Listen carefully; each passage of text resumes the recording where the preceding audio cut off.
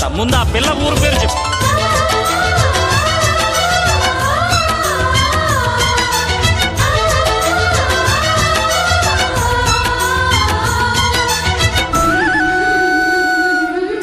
సౌందర్యం అమ్మడి ఊరు, లావణ్యం ఆ చెలి పేరు.